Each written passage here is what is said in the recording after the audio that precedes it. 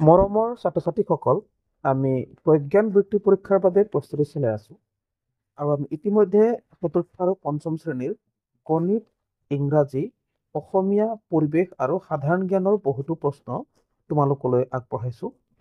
তোমালোকে যদি ভিডিঅ'সমূহ চাব বিচাৰা, এই ভিডিঅ'ৰ ডেছক্ৰিপশ্যন বক্সত লিংকসমূহ পাবা। লিংকত ক্লিক কৰি চাই ল'ব পাৰিবা। আজি আমি এই ভিডিঅ'ত আলোচনা কৰিম তোমালোকৰ পঞ্চমমান শ্ৰেণীৰ অসমীয়া বিষয়টোৰ কেইটামান অতি গুৰুত্বপূৰ্ণ প্ৰশ্ন। সো তোমালোকে ভিডিঅ'ৰ শেষলৈকে মনোযোগেৰে চাবা। সো তোমালোকে দেখিবলৈ পাইছা তোমালোকৰ অসমীয়া বিষয়টো প্ৰথম লেসন অসম আমাৰ ৰূপহী। ইয়াত প্ৰশ্নটো তোমালোকে দেখিবলৈ পাইছা কি কৈছে? কৈছে যে লোহিতৰে বহল পাৰক প্ৰণিপাত কৰো। কবিয়ে কাক প্ৰণিপাত কৰাৰ কথা কৈছে? ইয়াৰ উত্তৰটো হৈছে অসম। অসমক প্ৰণিপাত কৰাৰ কথা কৈছে। ঠিক আছে। সো নেক্সট আমি যদি চাওঁ, কৈছে চিৰবিনন্দীয়া তোমাৰ সেউজ পৰিৱেশ। ইয়াত বিনন্দীয়া শব্দৰ অৰ্থ কি? বিনন্দীয়া শব্দৰ অৰ্থ হৈছে সুন্দৰ। তাৰপিছতে কৈছে যি গীত লিখে তেওঁক কি বুলি কোৱা হয়? যি গীত লিখে তেওঁক গীতিকাৰ বুলি কোৱা হয়। ঠিক আছে। নেক্সট আছে ডক্টৰ ভূপেন হাজৰিকাই ৰচনা কৰা প্ৰথমটো গীত কি আছিল? ইয়াৰ উত্তৰ হৈছে কুসুম্বৰ পুত্ৰ শ্ৰী শংকৰ গুৰুৱে। নেক্সট আহিলে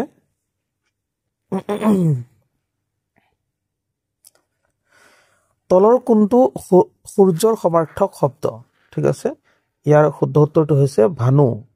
ঠিক আছে। সূৰ্যৰ সমাৰ্থক শব্দ অৰ্থাৎ সূৰ্যৰ আন এটাৰ নাম, বেলি বুলিও ক'ব পাৰা, ইয়াত ভানু বুলি আছে। ওকে। নেক্সট আহিলে মিলন শব্দৰ বিপৰীত অৰ্থ প্ৰকাশক শব্দ কোনটো? সো মিলন মানে লগ লগোৱা বুজায়, নহয় জানো? সো তাৰ বিপৰীত মানে হ'ব কি? বিচ্ছেদ। বিচ্ছেদ হ'ব, লগ নলগোৱা, তাৰ মানে আঁতৰি যোৱা। ওকে। নেক্সট আহিলে জনমভূমি কবিতাটোৰ কবি কি? ইয়াৰ উত্তৰটো হৈছে নলিনীবালা দেৱী। জনমভূমি কবিতাটোৰ কবি নলিনীবালা দেৱী। ঠিক আছে। নেক্সট আহিলে নতুন ধানৰ চাউলেৰে লগে ভাগে খোৱা প্ৰীতিভোজক কি বোলা হয়?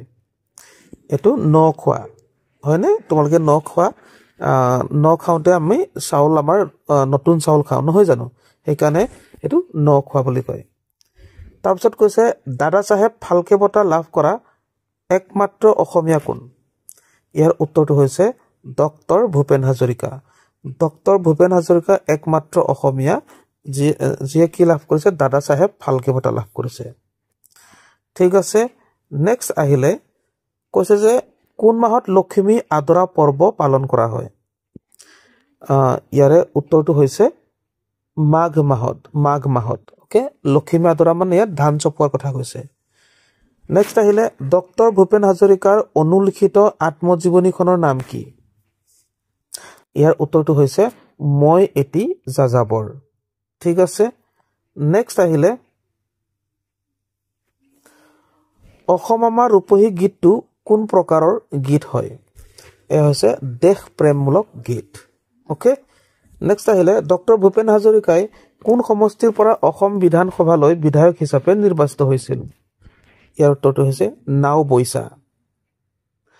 নেক্সট আহিলে কৈছে যে 1966 চনত কোনখন কথাছবি পৰিচালনাৰ বাবে ডক্টৰ ভূপেন হাজৰিকাই ৰাষ্ট্ৰপতিৰ পদক লাভ কৰিছিল? ইয়াৰ উত্তৰটো হৈছে লতি ঘটি। ওকে। লতি ঘটি। তাৰপিছত আহিলে ৰূপহী শব্দৰ বিপৰীত অৰ্থ প্ৰকাশক শব্দটো বাছি উলিওৱা। ঠিক আছে। ৰূপহী মানে ধুনীয়া, হয়নে? গতিকে তাৰ বিপৰীত যদি বুজায় তেতিয়া হ'ব কি? কুৰূপা। কুৰূপা। ওকে। নেক্সট আহিলে পৃথিৱীৰ সমাৰ্থক শব্দটো বাছি উলিওৱা। সো পৃথিৱী বুজোৱা আন এটা শব্দ, ইয়াৰ উত্তৰ হৈছে ধৰণী। ধৰণী মানেও পৃথিৱী, পৃথিৱী মানেও ধৰণী। যিহেতু সমাৰ্থক শব্দ কৈছে, সমাৰ্থক মানে হৈছে একে অৰ্থ বুজোৱা, মনত ৰাখিবা। নেক্সট আহিলে কৈছে যে অলেখ দিৱস ৰাতি আঁচ টনা শব্দৰ অৰ্থ বাছি লোৱা। অৰ্থাৎ ইয়াত দিৱসটোত আঁচ টানিছে। দিৱস শব্দৰ অৰ্থ কি সেইটোকে সুধিছে। দিৱস শব্দৰ অৰ্থ হৈছে দিন। ওকে। নেক্সট আহিলে ডক্টৰ ভূপেন হাজৰিকাৰ মৃত্যুৰ দিনটো কি দিৱস হিচাপে পালন কৰা হয়? ইয়াৰ উত্তৰটো হৈছে সুধাকণ্ঠ দিৱস। ডক্টৰ ভূপেন হাজৰিকাৰ মৃত্যুৰ দিনটো সুধাকণ্ঠ দিৱস হিচাপে পালন কৰা হয়।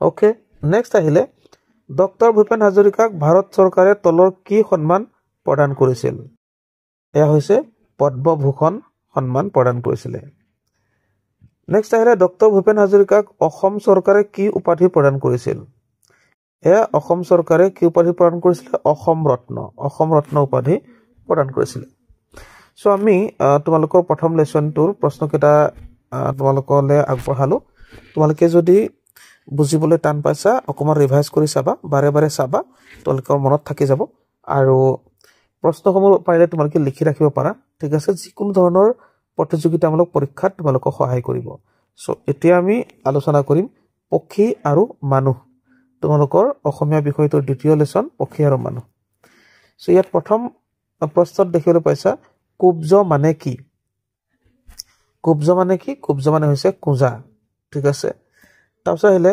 পদুম ফুল বুজোৱা আন এটা শব্দ বাছি উলিওৱা অৰ্থাৎ পদুম ফুলৰ সমাৰ্থক শব্দ ইয়াৰ উত্তৰ হৈছে অব্জ মানে পদুম ফুল বুজায় তাৰপিছত আহিলে পুৰস্কাৰ শব্দৰ বিপৰীত অৰ্থ প্ৰকাশক শব্দ বাছি উলিওৱা ঠিক আছে পুৰস্কাৰ মানে কোনোবাই তুমি যদি কিবা ভাল কাম কৰা তেতিয়া তোমাক কিবা এটা দিয়ে এটোক পুৰস্কাৰ বুলি কয় আৰু যদি তুমি বেয়া কাম কৰা তোমাক মানুহে বেয়াকৈ কয় এটো তাৰ বিপৰীত হ'ব অৰ্থাৎ তিৰস্কাৰ কি হ'ব তিৰস্কাৰ ওকে নেক্সট আহিলে তলৰ কোনবিধ চৰাই খেতি পথাৰত কীটপতংগ ধৰি খায় ওকে সো ইয়াৰ উত্তৰ হৈছে ঘনচিৰিকাই কীটপতংগ ধৰি খায় তাৰপিছত আহিলে তলৰ কোনটো শব্দৰ পাছত নিৰ্দিষ্টতাবাচক প্ৰত্যয় আছে সো নিৰ্দিষ্টতাবাচক প্ৰত্যয় ক'ত আছে চাকি গছি সো নিৰ্দিষ্টতাবাচক প্ৰত্যয় মানে কি অকমান তোমালোকক কৈ দিছো যেনে চাকি গছি বুলি কৈছে হয়নে এই যেটো গছি এইটোৱে নিৰ্দিষ্টকে বুজাইছে যেনে গছ বুলি ক'লে সব গছকে বুজি পাওঁ সকলো গছকে কিন্তু গছজোপা বুলি ক'লে কোনো এজোপা গছৰ কথা আমি বুজি পাওঁ অৰ্থাৎ নিৰ্দিষ্টকে বুজি পাওঁ নহয় জানো তেনেকুৱা মানে কথাটো কিতাপ বুলি ক'লে সব কিতাপৰ কথাই আমি বুজি পাওঁ কিন্তু কিতাপখন বুলি ক'লে কোনো এখন কিতাপৰ কথা আমি বুজি পাম গতিকে এই তেনেকুৱাবোৰ হৈছে যেনে ইয়াত গছি আহিছে বা জোপা বা খন এইবোৰ হৈছে নিৰ্দিষ্টতাবাচক প্ৰত্যয় ওকে নেক্সট আহিলে বদনে কুঠাৰেৰে গছজোপা কাটি পেলালে আস্তনা শব্দটোত কি যোগ হৈ আছে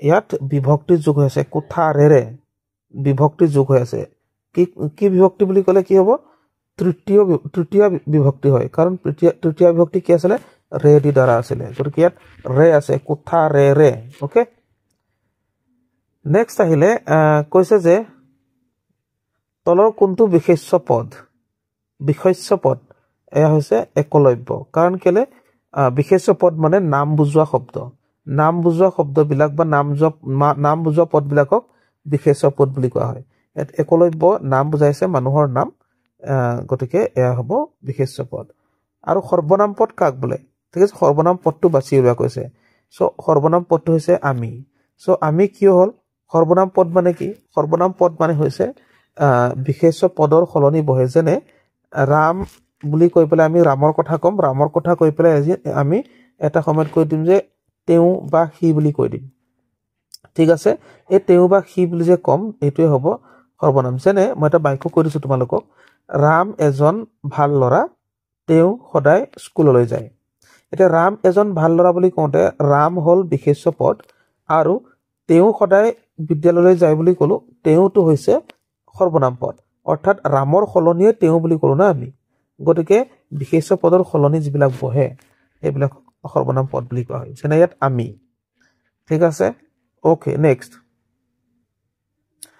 তাৰপিছত আহিলে ল'ৰাৰ বিপৰীত লিংগ বুজোৱা শব্দটো বাছি লোৱা সো বিপৰীত লিংগ ল'ৰা হলে ছোৱালী হ'ব ওকে তাৰপিছত আহিলে গপত গংগাটোপটো যেন হোৱাৰ অৰ্থ কি সো গপত গংগাটোপটো যেন হোৱাৰ অৰ্থ হৈছে অহংকাৰত উফন্দি থকাটোকে গপত গংগাটোপটো যেন হোৱাৰ অৰ্থ বুলি বুজোৱা হৈছে ওকে নেক্সট আহিলে মুখত দুডাল দুবৰি বন দুডাল খৰিকা গীতটোৰ গীতিকাৰ কোন ইয়াৰ উত্তৰটো হৈছে নৱকান্ত বৰুৱা মুখত দুডাল দুবৰি বন দুডাল খৰিকা ঠিক আছে তোমালোকে এই গীতবোৰ ইউটিউবত মাৰিলে পাবা শুনি চাব পাৰা নেক্সট আহিলে চৰাইবোৰে শস্য নষ্ট কৰা অপকাৰী কীট পতংগবোৰ ধৰি খায় ইয়াত আস্তনা পদটো ইয়াত অপকাৰী বুলি ক'লে অপকাৰী ঠিক আছে গতিকে কি হ'ব এইটো বিশেষণ পদ কিয় হ'ল কাৰণ বিশেষণ পদে মানে দুখ গুণ ভাল বেয়া ইত্যাদি বুজায় গতিকে ইয়াত অপকাৰ বা উপকাৰ